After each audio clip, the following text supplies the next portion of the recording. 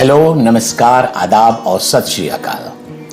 आज of the record के programme में मैं वो सभी एक्सक्लूसिव और पर्दे के पीछे की बातें तो लाता रहा हूं, लेकिन आज मैं बिल्कुल सिंपल तरीके की और ऐसी टेक्निक की बातें लेकर आया हूं जो यूट्यूबर्स के लिए है। जी हां, वे लाख से कम हजारी सब्सक्राइबर्स वाले वे सभी यूट्यूबर्स के लिए बेहद काम की चीज है। ये मैं नीचे के लेवल का, क्योंकि मैंने भी अभी ही शुरुआत की हुई है, तो मैंने सोचा क्यों ना उन चीजों को जो शुरुआत में सीखी जाती है, जो शुरुआत में गलतियां होती हैं, उसको मैं आपके साथ शेयर करूं। अगर कोई सटीक और सही तरीका मिला है तो क्यों नहीं उसे मैं अपने नए साथियों के साथ शेयर करूं, और जिससे एक साथ मिलजुल कर बढ़ा जाए, एक साथ ग्रो हुआ जाए। मेरा तो ये मानना है कि गलतियां करते हुए और उसी गलतियों से रूबरू दूसरे अपने यूट्यूबर साथियों को उससे उबरने के लिए अगर कोई टिप्स दे सकता हूं तो इससे बढ़कर और क्या बात हो सकती है। नवभारत टाइम्स के 35 साल के मेरे जर्नलिज्म के दौरान भी मेरा यही एटीट्यूड रहा। मैंने जो कुछ नया सीखा उसे हमेशा अपने साथियों के साथ शेयर किया, उन्हें वो बातें बताई कि जो मैं गलतियां कर रहा हूं वो और न करें, उससे सीख कर कुछ और नया प्रयोग करें और नई चीजों को एक दूसरे के साथ सभी शेयर करें। तभी कलेक्टिव ग्रोथ इसी का नाम है। मेरे ये सब कोई सुनी सुनाई बात नहीं है, बल्कि खुद पर आज मैं जो मैंने ग्रोथ पाई उसे मैं आपके साथ शेयर करने जाऊंगा। वे फर्स्ट हैंड टेक्निक, ये सुनी सुनाई या किसी की कही कहाई बात नहीं है, बल्कि खुद पर बीती हुई, खुद से आजमाई गई वो फर्स्ट हैंड टेक्निक और आइडियाज हैं, जिसके सहारे मैंने केवल 10 दिन में, जी हां, केवल 10 डेज में मैंने जुटकर ऐसा काम किया जिससे मुझे चैनल मोनेटाइज करने लायक की जो योग्यता होती है, जो क्वालिफिकेशंस होती हैं, वे आराम से प्राप्त हो गई। तो मैं चाह रहा हूं उसी शर्तों को जो पूरी करनी थी, उन्हीं चीजों को मैं आपके साथ बताऊंगा, जिसे आप अब उसी जोश के साथ लॉन्च कर सकते हैं। वरना तो YouTube द्वारा चैनल को मोनेटाइज करने के लिए जो क्वालिफिकेशन स्टैंडर्ड है उनका, उसके लिए जो 4 शर्तें लगाई गई हैं, वे एक बार में तो बहुत पहाड़ सी लगती हैं। जो उनकी जो YouTube की शर्तें हैं कि सारे एपिसोड्स को कम से कम सब लोगों ने 4000 घंटे देखा हो और कम से कम आपके 1000 सब्सक्राइबर हो। ये 2 शर्तें बहुत ही ज्यादा ऐसी हैं जिसमें हर नया यूट्यूबर जो है फंस जाता है। और आपको मैं सच कहूं तो 60, 70, 80% सब्सक्राइबर रह जाते हैं, वे नहीं उठ पाते हैं। अब तक जो मैंने जो सीखा है वो मैं आपके साथ ये शेयर करना चाहता हूं कि अपने लिए एक विशिष्ट, सबसे अलग नीश कॉर्नर खोजना बहुत जरूरी है। यहां तो वही सफल होगा जो सबसे अलग, सबसे जुदा है। अब सबको चाहिए कि ये यूट्यूबर मुझे हटके क्या दे सकता है, जो हटके वाली बात है ना, हमें उसी को टारगेट करनी है। और दूसरी बात है रेगुलर अपलोड। तीसरी चीज, इमोशनल मैटर को थोड़ा अलग ट्रीटमेंट देकर प्रायोरिटी देनी चाहिए। मोस्ट इंपॉर्टेंट बात कि व्यू और सब्सक्राइबर बढ़ाने के लिए बहुत से यूट्यूब पे एपिसोड्स हैं, बहुत से वीडियो हैं, बहुत सी बातें कही जाती हैं। इन सब के चक्कर में नहीं पड़ना है, क्योंकि YouTube का एल्गोरिदम जो है वो इमीडिएटली कैच करता है इन चीजों को, और उसका खमियाजा बहुत खराब होता है। आपको ये बताने में मुझे तनिक सा भी गुरेज नहीं है, ना कोई शर्मिंदगी है कि लॉन्च करने के पहले जब मैं सीरियस हो गया कि मैं अपना YouTube लॉन्च करूंगा चैनल, तो मैंने इसकी बहुत ही गहन स्टडीज की, इसकी सारी चीजों को मैंने जमा किया, सब सीखा। वीडियो एडिटिंग, सही एसईओ तैयार करने से लेकर स्क्रिप्ट लिखना, फिर वीडियो एडिटिंग, फिर शूट करने के लिए सही वातावरण, बैकग्राउंड, माइक, लाइट, सब की जमकर तैयारी की। मैं ये नहीं कहता कि मेरे पास जो है वो सर्वश्रेष्ठ है। 35 साल की यात्रा में सैकड़ों, हजारों, लाखों रिपोर्ट्स बनाई, लेकिन बहुत कुछ छपी, लेकिन बहुत कुछ नहीं भी छप पाई। उसके पीछे क्या है?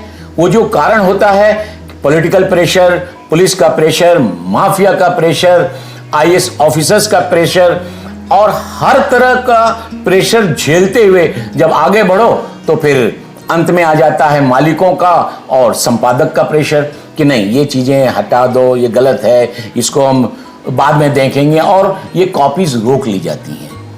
वो कॉपीज जो नहीं छप पाई वो मैं आपके सामने पेश करूंगा और वैसे ही पेश करूंगा, ये मेरा वादा है। इन सारी चीजों को मैं आपके सामने लेकर आऊंगा। और इस बार हम अपने चैनल की बात कर रहे हैं तो मैंने ये प्लान कर लिया था कि 15 अगस्त के दिन, जिस दिन इंडिपेंडेंस डे है हमारा, उसी दिन मैं लॉन्च करूंगा।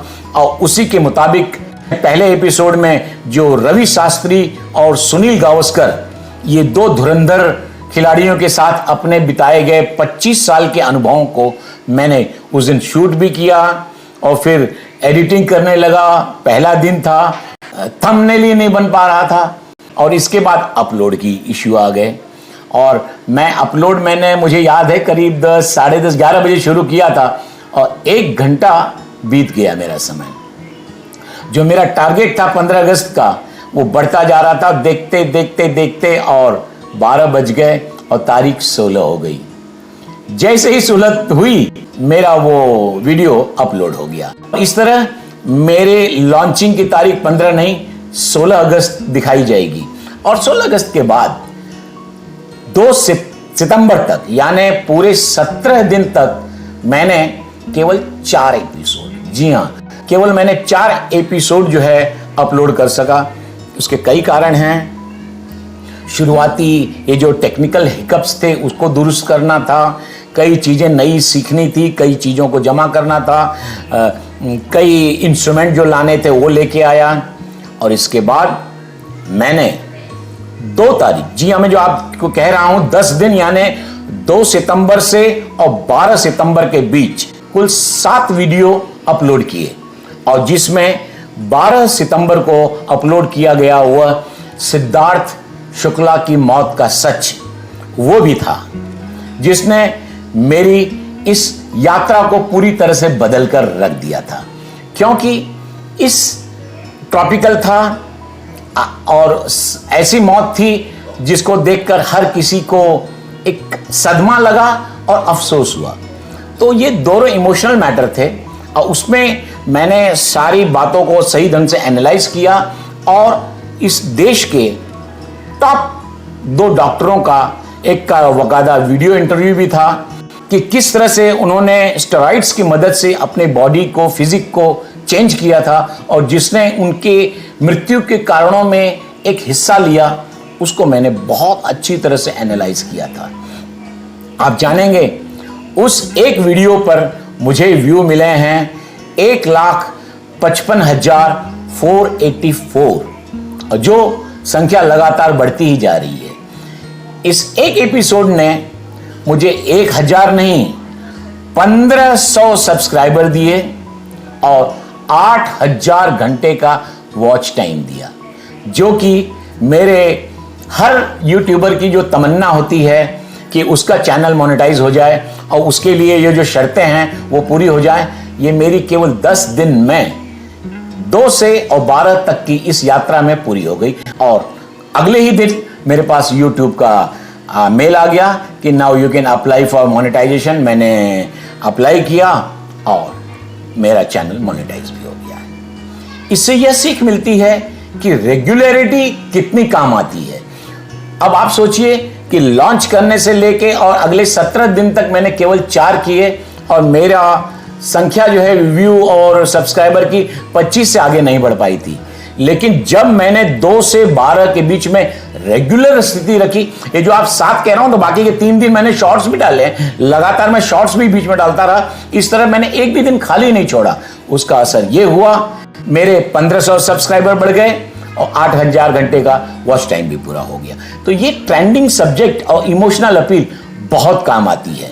आप मुझे इंस्टाग्राम पर भी फॉलो कर सकते हैं और इसी तरह इन एपिसोड्स को, ऐसी घटनाओं को जानने के लिए, आप गुदगुदाने के लिए आप इस प्रोग्राम को जरूर देखिए, जिसका नाम है ऑफ द रिकॉर्ड बातें।